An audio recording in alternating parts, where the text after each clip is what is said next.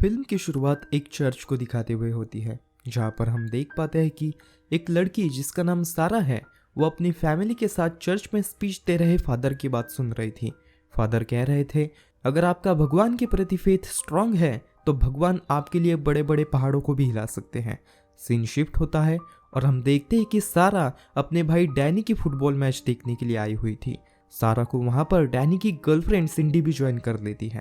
Football match खत्म होती ही सभी लोग सारा के दादा यानी कि सैम के घर वीकेंड मनाने के लिए चले आते हैं।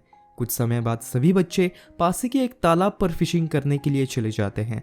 वहां पर सारा को तालाब के किनारे पर एक मृत पक्षी पड़ा हुआ दिखाई पड़ता है। सारा उस पक्षी को अपनी प्रार्थनाओं के जरिए वापस जीवित करने का ठान लेती है। हालांकि डैनी उसे समझाने की कोशिश करता है कि वो मृतकों को वापस जिंदा नहीं कर सकती, लेकिन सारा नहीं मानती।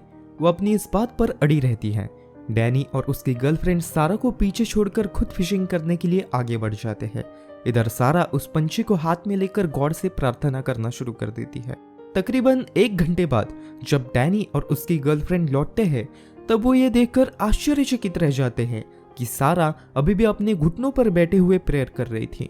डैनी के वापस आते ही सारा उससे कहती है वो भगवान को तालाब में तैरते हुए देख पा रही है। सडनली एक हवा का झोंका आता है और वो पंछी वापस से जिंदा हो जाता है। सिंडी और डैनी इस दृश्य को देखकर चौंक जाते हैं, लेकिन कुछ ही सेकंड्स बाद वो सारा से कहते हैं कि शायद वो पंछी सो रहा था, जो हवा का झोंका आते ही नींद से उठकर उड़ गया। तालाब से लौटने पर सारा अपने दादा सैम को उस पंछी के बारे में बताती है। साथ ही साथ वो उन्हें यह भी एक्सप्लेन करती है कि कैसे उसने तालाब के दूसरे किनारे पर भगवान को तैरते हुए देखा था। सैम, जो कि अपनी पोती से बहुत ज्यादा प्यार करता है, वो कहता है कि मैं तुम पर विश्वास करता हूँ सारा, क्योंकि मुझे हमेशा से ये ऐसा लगता आ रहा है कि तुम में कुछ तो विशेष बात है। खैर, उस रात घर लौटने पर सारा सबसे पहले अपने बेस्ट फ्रेंड मार्क को कॉल लगाती है। मार्क एक अपाहिज लड़का है जो कि चल नहीं सकता।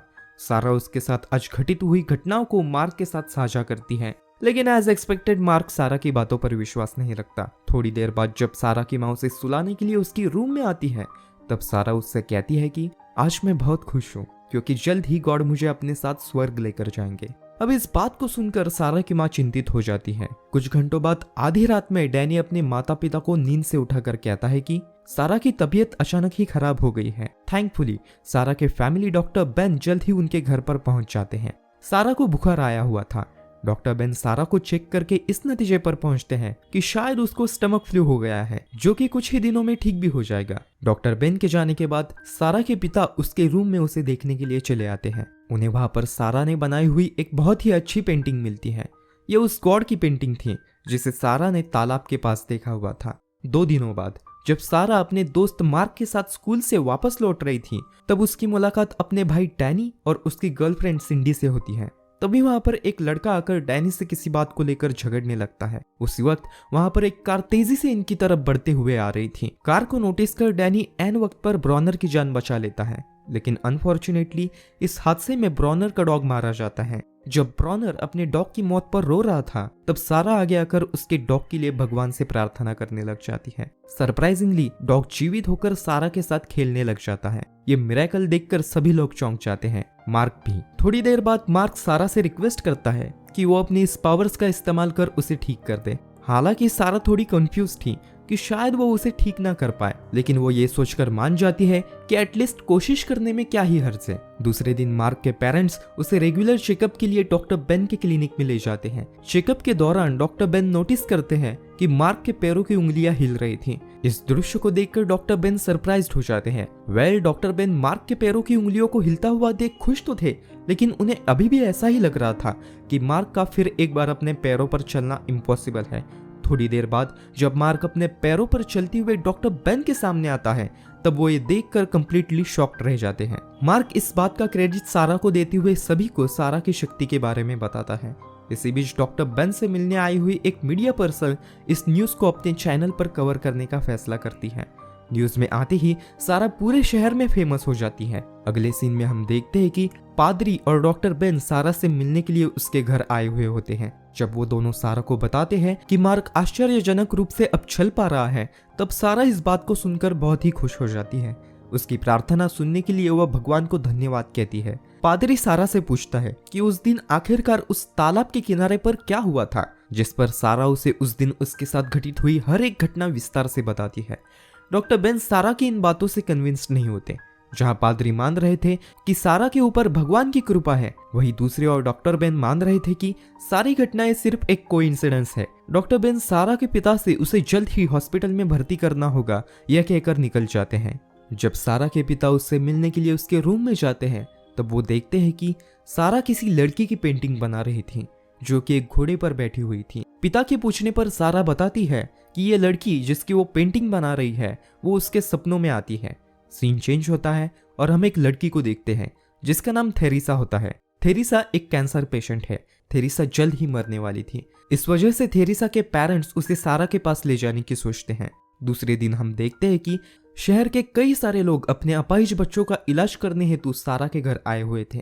जब सारा के पेरेंट्स उन सभी लोगों को यहाँ से भगाने के बारे में सोचते हैं, तब दयालु सारा आगे आकर उन्हें सवाल करती है कि क्या हो जब मुझे कुछ हो जाए और आपको पता चले कि मेरा इलाज ऐसे ही किसी मिरेकल के जरिए किया जा सकता है, तो क्या आप मुझे बचाने के लिए हर एक वो कोशिश नहीं करेंगे जो बाहर खड़े हुए लोग कर रहे हैं।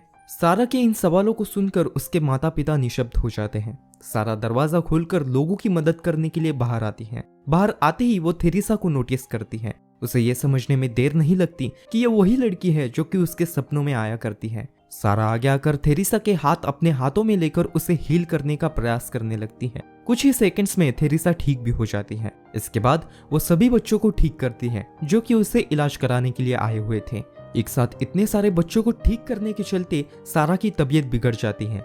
वक्त न गवाते हुए सारा के पेरेंट्स उसे जल्द ही डॉक्टर बेन के क्लिनिक में एडमिट करते हैं। डॉक्टर बेन सारा के ब्लड सैंपल्स लेकर उसका एमआरआई निकालने की बात करते हैं। सारा को फॉलो करते हुए मीडिया यहाँ पर भी पहुंच जाती है, जिस वजह से डॉक्टर बेन सारा के पेरेंट्स को सजेस्ट करते हैं कि कुछ दिन तक वो सभी लोग सैम के घर पर रहें। डॉक्टर बेन की बात मानते हुए सारा के पेरेंट्स उसे साथ लेकर सैम के घर जाते हैं। वहां पर रोते हुए सारा की माँ ये बात रिवील करती है कि कैसे तालाब पर से लौटने के बाद सारा ने उससे कहा था कि गॉड जल्द ही उसे उसके साथ लेकर जाने वाले हैं।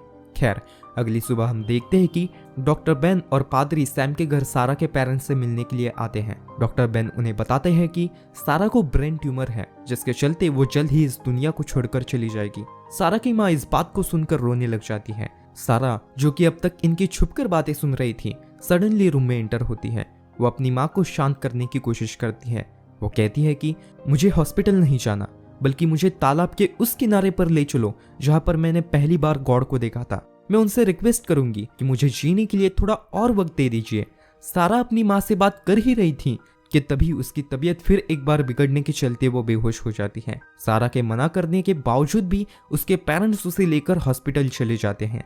डैनी और सिंडी, जो कि हॉस्पिटल में सारा के साथ रुके हुए थे, उन्हें सैम मैसेज कर घर बुलाता है। घर पहुंचकर डैनी और सिंडी पाते हैं कि पादरी, थेरेसा और मार्क अपनी फैमिली के साथ वहीं पर मौजूद थे। थेरेसा कहती है, सारा ने न जाने कितने ही मेरे जैसे बच्चों को ठीक कर लोगों की मदद की है, तो क्या अब हमारा ये फर्ज नहीं बनता कि उसके आखिरी समय में उसकी लास्ट विश हम सब मिलकर पूरी करें। थेरेसा की बात से सभी लोग एग्री करते हैं। सारा की लास्ट विश यही थी कि उसे मरने से पहले उस तालाब के किनारे पर जाना था जहां पर उसने गॉड को पहली बार देखा हुआ था। सभी लोग सारा को हॉस्पिटल से कैसे भगाया जाए इसका प्लान बनाकर अपने मिशन के लिए निकल पड़ते हैं। हॉस्पिटल पहुंचते ही ये ग्रुप चालाकी से सभी स्टाफ और डॉक्टर्स को बेवकूफ बनाकर सारा को भगाकर ले जाने में कामयाब हो जाता है। लेकिन अनफॉर्चुनेटली एक मीडिया रिपोर्टर सारा को कार के अंदर बैठा हुआ देख लेता है। वो सभी को अलर्ट कर देता है कि सारा को कुछ लोग भगा कर ले जा रहे हैं। इधर अंदर सारा के बेड पर थेरेसा को लेटा हुआ देख उसके माता पिता समझ जाते हैं कि उनके साथ धोखा हुआ है। इस बात को जानकर वो भी उस तालाब के लिए निकल जाते हैं जहां पर उनके हिसाब से सारा के होने की संभावना थी। इधर रास्ते में डैनी की कार के सामने एक बड़ा सा पेड़ आकर गिर जाता है, जिस वजह से रास्ता ब्लॉक हो जाता है। लेकिन तभी ब्रॉनर आगे आते हुए कहता है उसे एक शॉर्टकट के बारे में मालूम है, जिससे होते हुए वो जल्द ही लेक पर पहुंच सकते हैं। डैनी मान जाता है। चूंकि ये रास्ता जंगल से होते हुए जा रहा था, तो उनका सामना कुछ भेड़ियों से होता है, लेकिन फॉर्चुनेटली ब्रॉनर का डॉग आगे आकर उन भेड़ियों को भगा देता है। कुछ ही समय बाद वो दोनों सारा को लेकर लेक पर पहुंच जाते हैं। उनके पीछे सभी लोग एक एक कर वहां पर पहुंच जाते हैं। सारा की माँ सैम पर उसे इस तूफानी बारिश में लेकर आने के लिए चिल्लाती है। सैडली सारा की मौत हो जाती है। सडनली एक सफेद रंग की रोशनी तालाब के दूसरे किनारे पर अपीयर्ड होती है।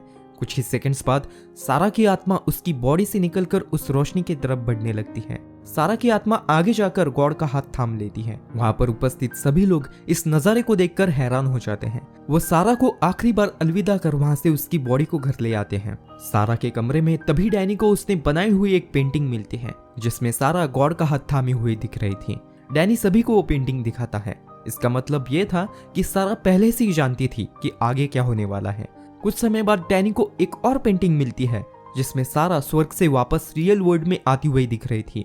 अब इस पेंटिंग को देखकर सभी के मन में एक आशा की किरण जगती है कि शायद सारा वापस आ सकती है। सभी लोग गॉड को दिल से प्रार्थना करने लग जाते हैं कि वो सारा को लौटा दे। फॉर्चुनेटली उनकी प्रार्थना गॉड सुन लेते हैं और सारा वापस से जिंदा हो जाती है। जिंदा होते ही वो कहती है कि मैंने गॉड से कहा कि मैं फिलहाल स्वर्ग में नहीं बल्कि अपने फैमिली के साथ रहना चाहती हूँ, और गॉड ने मेरी बात मान ली। इतना सब देखने के बाद फाइनली अब डॉक्टर बेन मिरेकल्स पर विश्वास रखना शुरू कर देते हैं। आगे हम देखते हैं कि सारा बाहर आकर उन सभी लोगों को सरप्राइज कर देती है जो कि उसे श्रद्धांजलि देने के लिए आए हुए थे। आगे वो कहती है गॉड का अब सभी लोगों से बस यही कहना है कि दुनिया में प्यार फैलाओ, खुशियां बांटो और औरों की मदद करो। तो दोस्तों इसी के साथ ये फिल्म यहीं पर एंड हो जाती है। अब यहाँ तक रुके ही हो तो इसका मतलब यह है कि तुम्हें वीडियो पसंद आ गई है। तो वेट किस बात का कर रहे हो? वो नीचे दिख रहा सब्सक्राइब बटन अब तो दबा दो मेरी जान। एनीवेज तो दोस्तों आज के लिए बस इतना ही। मैं मिलता हूँ आपसे अगली वीडियो में किसी और कहानी के साथ। तब तक के लिए अलविदा।